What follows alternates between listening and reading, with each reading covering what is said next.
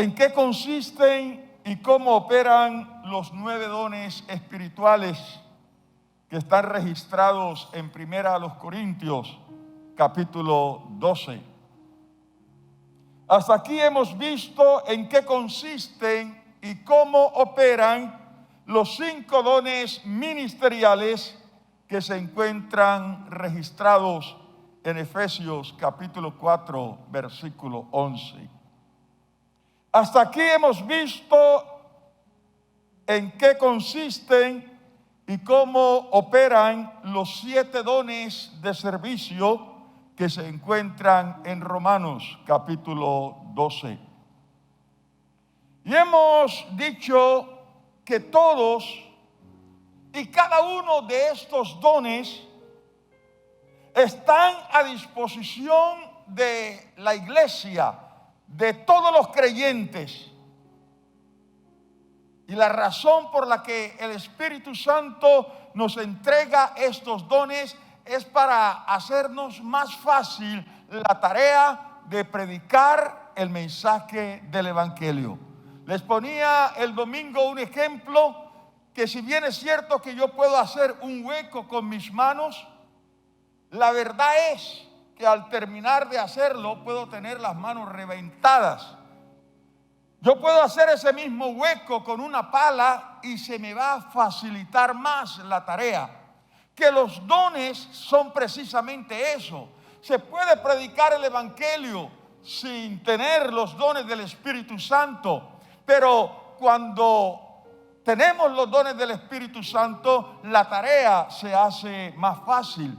Por eso las iglesias que creen y buscan los dones del Espíritu Santo tienen un crecimiento mucho más rápido que las iglesias donde no se cree en los dones o no se reciben los dones del Espíritu Santo. Pero existe la posibilidad que algunos, habiendo recibido uno o más dones espirituales, nunca los hayan activado. Nosotros podemos recibir en un culto como este los dones espirituales, pero salir de aquí y no activar esos dones. También existe la probabilidad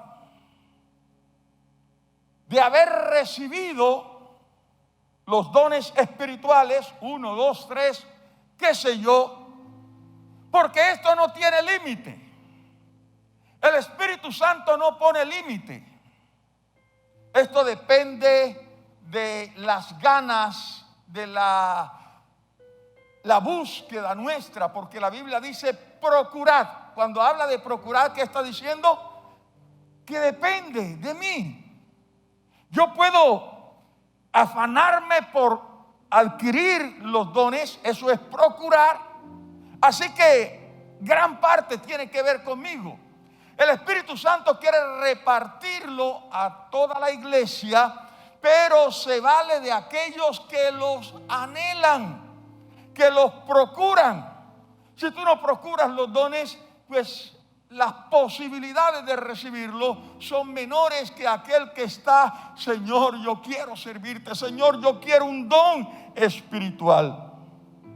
Entonces, podemos haber recibido 1, 2, 3, qué sé yo, cuántos dones, pero no haberlos activado. También existe la probabilidad de haberlos recibido y hasta haberlos degustado, pero por falta de continuidad o de ponerlos en ejecución, se hayan ido apagando. Porque estos dones hay que estarle metiendo leña al fuego, o de lo contrario, como una hoguera, comienzan a extinguirse, a apagarse. Y una tercera posibilidad es que haya recibido algún don y aunque está allí, sencillamente ni sabes que lo tienes. Los dones del Espíritu Santo, en primer lugar, hay que anhelarlos o buscarlos con devoción, pero luego hay que activarlos. Y para que se activen se requiere de un escenario propicio. Permítame darles un ejemplo de lo que estoy diciendo. Si alguien recibió el don de sanidad y nadie en su casa está enfermo, y él es de esas personas que no se relaciona con nadie, con los vecinos, que es indiferente a lo que esté pasando con el vecino, ¿será que ese don de sanidad va a poder operar? Opera en el momento que alguien de su casa se enferme y él pueda extender su mano y orar por él y ver la sanidad. Pero no va a ocurrir a menos que alguien se enferme. Una de las cosas que requiere los dones para poder manifestarse es que haya una necesidad. Sin la necesidad, los dones no van a operar, no van a funcionar. Me gustó la actitud de un hermano a quien Dios está levantando y sé que Dios lo va a usar poderosamente. Él me dijo: pastor, yo siento que Dios me ha dado el don de sanidad. Así que voy a ir a las clínicas a orar por los enfermos para confirmar si en realidad he recibido ese don de sanidad. Y le dije: perfecto. Porque es que ¿cómo opera el don? Donde hay la necesidad. Si tú crees tener el don de sanidad, ¿dónde mejor que en un hospital? ¿Dónde mejor que en las clínicas? Donde hay tantos enfermos y comienzas a orar y luego comienzas a escuchar la cantidad de testimonios y el enfermo que estaba aquí, no, aquí vino uno de esos evangélicos, oró por él y se levantó y se fue. Entonces hay que buscar donde está la necesidad. Permítame ponerle otro ejemplo. Si alguien recibe el don de interpretación de lenguas, pero en el culto nadie habla en lenguas, ¿qué va a pasar con ese don de interpretación? Si no hay a quien interpretarle, entonces el don no va a poder operar, no se va a poder desarrollar. Entonces hay que buscar el escenario, y el escenario es donde está la necesidad.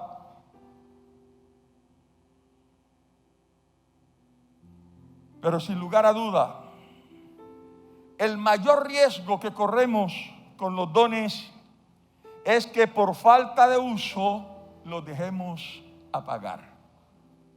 Es muy probable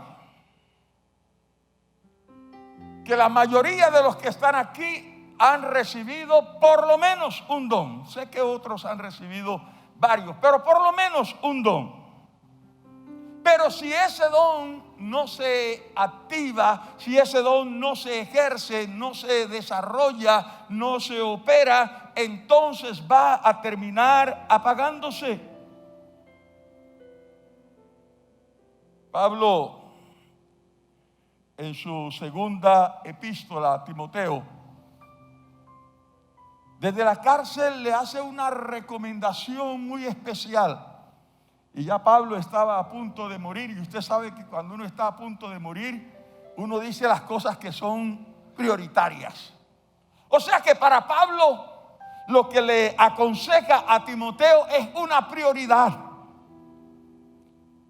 Y en 2 Timoteo capítulo 1 versículo 6 él le dice: por lo cual te aconsejo que avives el fuego del don de Dios que está en ti por imposición de mis manos. En otras palabras, Pablo le está escribiendo a Timoteo: aviva ese don que está en ti, Tú lo recibiste. Cuando yo impuse las manos sobre ti, recibiste el don, pero tienes que avivarlo. Tienes que ponerlo en ejecución. O de lo contrario, el don comienza a apagarse. Y cuando Pablo le escribe esto a Timoteo, Timoteo era un pastor. Ya era un pastor. Y Pablo le está diciendo: no dejes apagar el don que está en ti. Es que Timoteo tenía un problema con la timidez.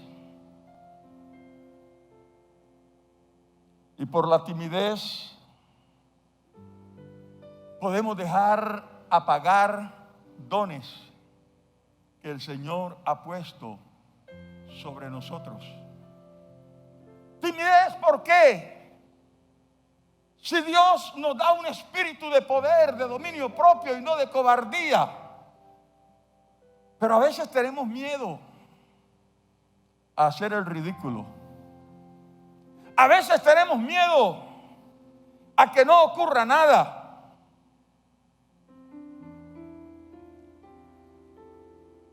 La clave para que los dones comiencen a desarrollarse, hermanos, es atrevernos. Se lo repito, atrevernos. Que orar por los enfermos. Ay, si no se sana, ¿qué pasa? Si no se sana, no se sana. Usted no lo enfermó. Pero en vez de pensar, ¿y si no se sana? ¿Qué deberíamos pensar? ¿Y qué tal si se sana?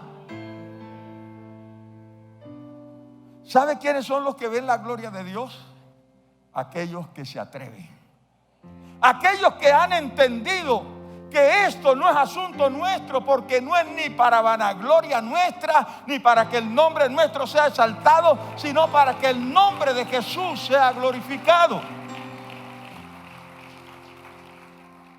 Así que hoy vengo a decirle simplemente: atrévase. A mí me gusta mucho la actitud de Steve Fatu, alguien que estuvo en el estadio aquí en una cruzada. Es un evangelista internacional muy reconocido, de origen judío. Y él dice: donde yo voy y hay un muerto, yo pido permiso para orar por el muerto para que resucite. Y jocosamente él dice: todavía no he visto resucitar a ninguno, pero sé que algún día uno se tiene que levantar. Y él dice: bueno, si no resucita, igual yo no lo maté, ya estaba muerto, no hay ningún problema. Él dice: la bendición es que ese muerto resucite. Eso sí va a traer honra y gloria al nombre del Señor. Lo que pasa con nosotros no importa, porque nosotros somos solo ¿qué? Instrumentos.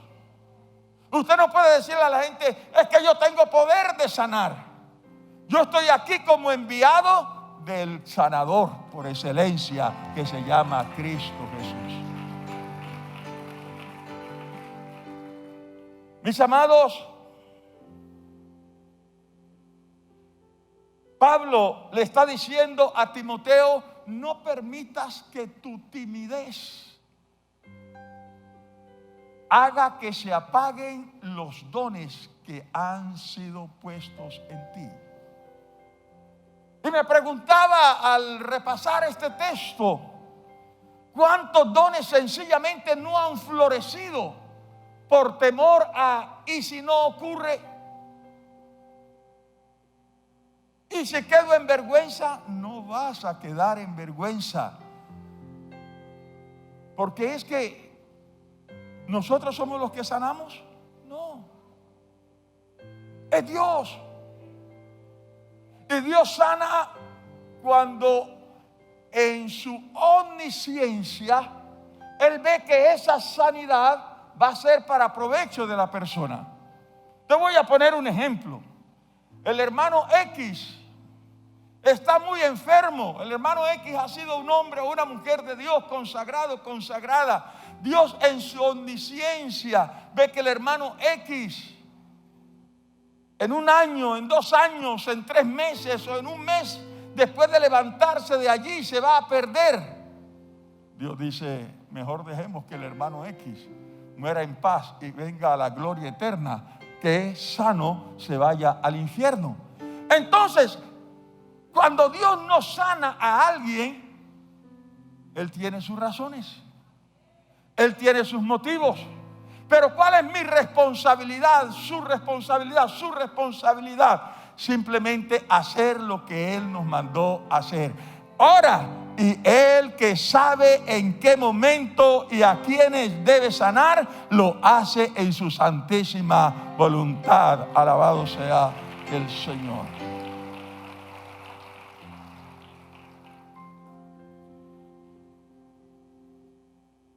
Me preguntaba, ¿qué hubiera sucedido si Pedro y Juan no se hubiesen atrevido a moverse por el impulso del Espíritu Santo cuando el cojo del templo La Hermosa les dijo: denme una limosna?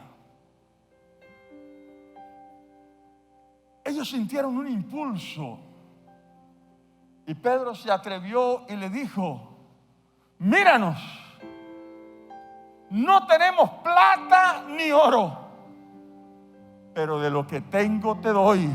En el nombre de Jesús de Nazaret, levántate y anda. Y dice la Biblia que él se levantó y anduvo. Y mire, comenzó a saltar por todo el templo. La gloria fue para Dios. Pero Pedro y Juan pudieron perfectamente decir: hombre, nosotros somos apóstoles, y si no ocurre nada, la gente va a decir: y que apóstoles, y le dijeron al cojo: levántate, y el cojo siguió allí. No pasó nada con él. Eso es pensar en nuestra reputación. Nuestra reputación no importa. Lo que importa es que el nombre de Jesús sea glorificado. Alabado sea el nombre de Dios. Me preguntaba, ¿qué hubiera pasado si cuando Pedro llegó a la casa de la hermana Tabita, que ya la habían lavado, ya la habían embalsamado y ya la iban a enterrar, y Pedro llegó a esa casa y siente el impulso del Espíritu Santo? Recuerde, Pedro era ¿quién? Un apóstol. Y Pedro se arrodilla y le ordena a la hermana Tabita que se levante. Estaba muerta, ya llevaba muchas horas, ya la iban a enterrar. Pero Pedro se atreve a arrodillarse y a orar por ella, movido por un impulso del Espíritu. Perfectamente Pedro pudo haber dicho: yo puedo quedar aquí en ridículo, y yo soy el gran Pedro. Pero no. Pedro entendió que si la hermana Tabita no se levantaba, problema de Dios. Pero y si se levanta, como efectivamente sucedió, dice la Biblia que eso glorificaban y alababan el nombre del Señor por la resurrección que Dios había hecho en ese momento. El mismo día de Pentecostés, cuando la gente se estaba burlando y estaban ahí recochando: es que están borrachos, es que tomaron mucho mosto, Pedro le tocó arriesgarse. Varones, hermanos, oídme. Y ahí estaba la crema innata. Pedro pudo haber dicho: voy a quedar en ridículo. Aquí hay doctores de la ley, me pueden hacer trizas esgrimiendo las escrituras. Pero él dijo: no, yo me tengo que atrever. varones hermanos, estos no están ebrios como vosotros suponéis, puesto que son las 9 de la mañana. Esto es lo dicho por el Espíritu Santo cuando dijo: en los postreros tiempos, dice Dios, derramaré de mi espíritu sobre toda carne, y vuestros hijos profetizarán, vuestros jóvenes verán visiones, y sobre los siervos y sobre las siervas derramaré de mi espíritu en aquellos días. Y dio un mensaje tan contundente que después doctores y no doctores estaban diciendo: varones hermanos, ¿qué hacemos? ¿Cómo podemos hacer para recibir al Señor? Y Pedro le guió, y ese día se añadieron a la iglesia 3,000 personas por la predicación de Pedro. Pero Pedro tuvo que arriesgarse. Hoy he venido a decirles, mis amados, que hay muchas personas que con los dones espirituales los dejan morir por temor a hacer el ridículo.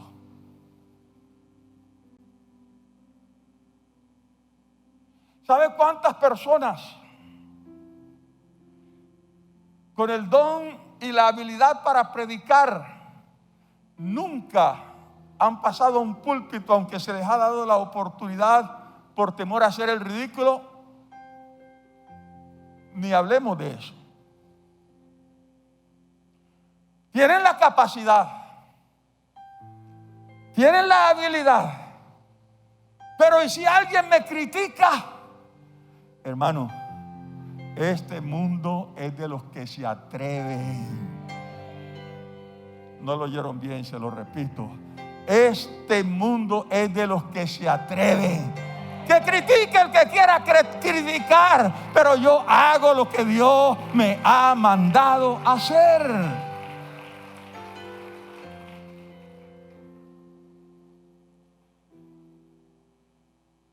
Eso significa entonces que debemos atrevernos a orar por todos.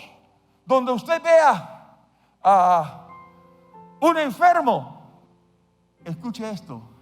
Diga: Dios me está dando la oportunidad de probar mi don de sanidad. Es que Dios me quiere confirmar con esto que tengo el don de sanidad.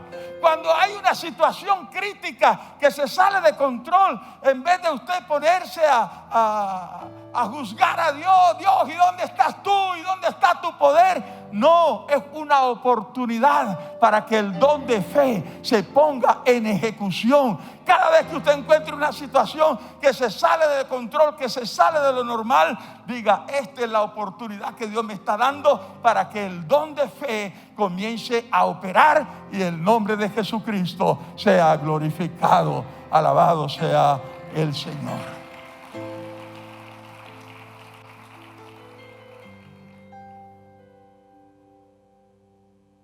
Esta noche yo quiero que usted se ponga de pie.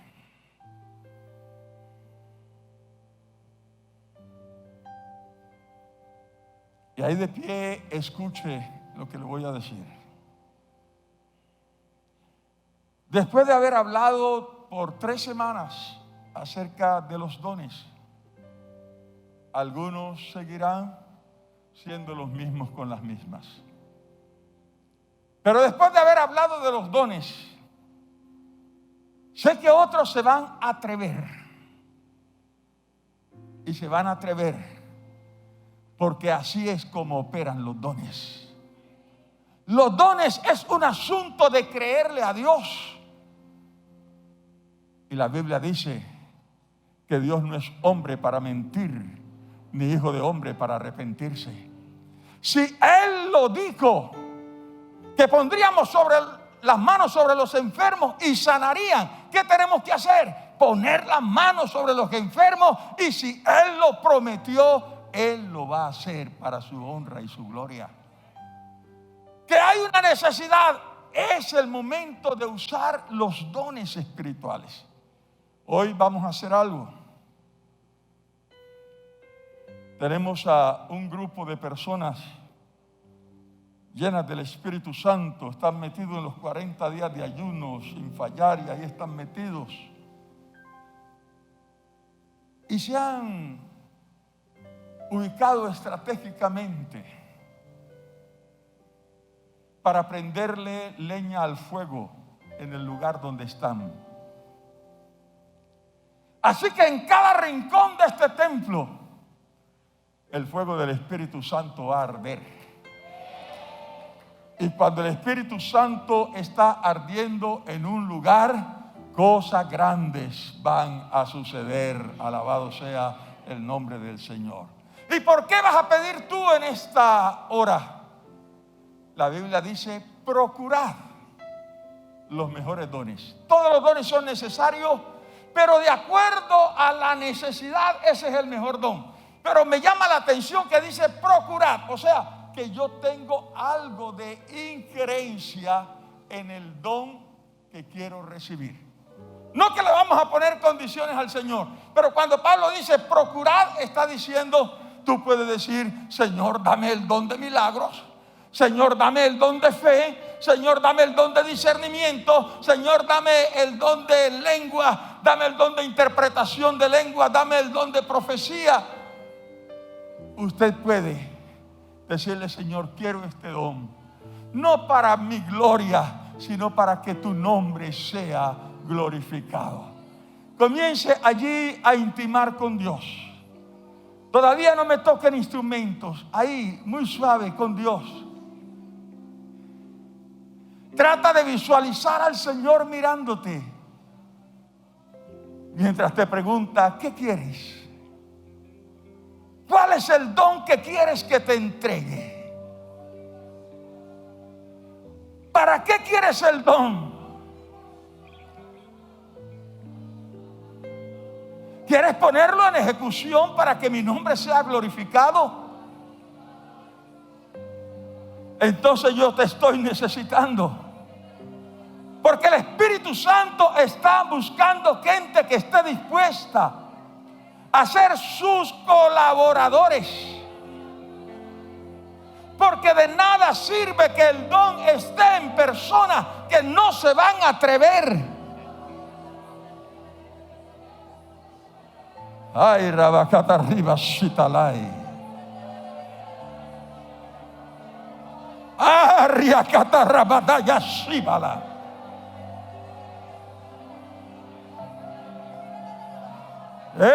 Esta noche algo tiene que ocurrir aquí por el poder del Espíritu Santo.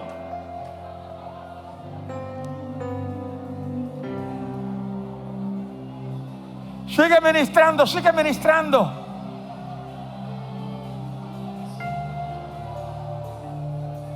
Tú puedes enviar una palabra a un enfermo que está en casa. No importa cuántos kilómetros de distancia está.